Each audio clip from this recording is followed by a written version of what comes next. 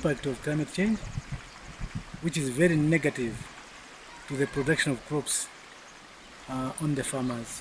From where I'm standing, if you look at the riverbank, this riverbank some 8 days ago was about, this time it would be very close to me, but this time it's about 25 meters away from me, which means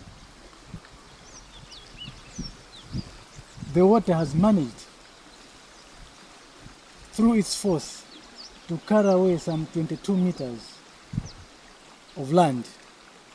So if you can see on top of the riverbank, we have cassava, which means about 22 meters of the cassava field has been washed away. That side is the rice, some 22 meters. It's even more from here if we talk about rice.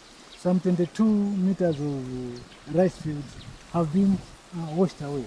And if you closely look all around the caved riverbank, the rice has been washed away. So what it means is already the farmer is expecting very low production because most of the rice has gone, and the farmer is expecting hunger in the households because the alternative foods which we eat instead of rice, which are cassava and maize, have been washed away. So we didn't expect this, and we cannot control it. This is the negative impact of climate change we are experiencing this year.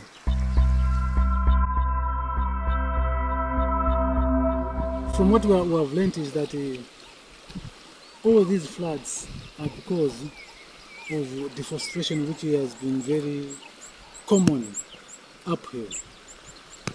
Farmers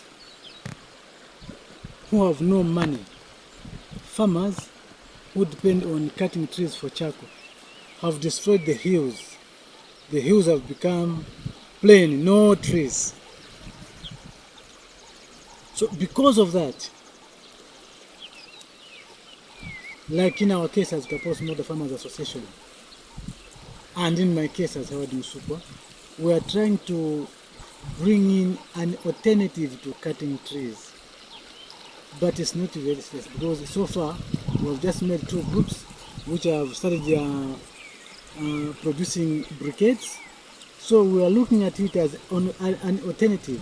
If we can intensify the production of briquettes as an alternative to cutting trees, which means maybe in 15 years time or so, we can see trees coming back on the hills, and then we can see how the rains would be, the water from the rains would be controlled as it comes up from the hills. But at this time, the water just flows very fast because the hills have no trees. So probably that is the only alternative. The other thing is, what I've talked about is the irrigation on the production side.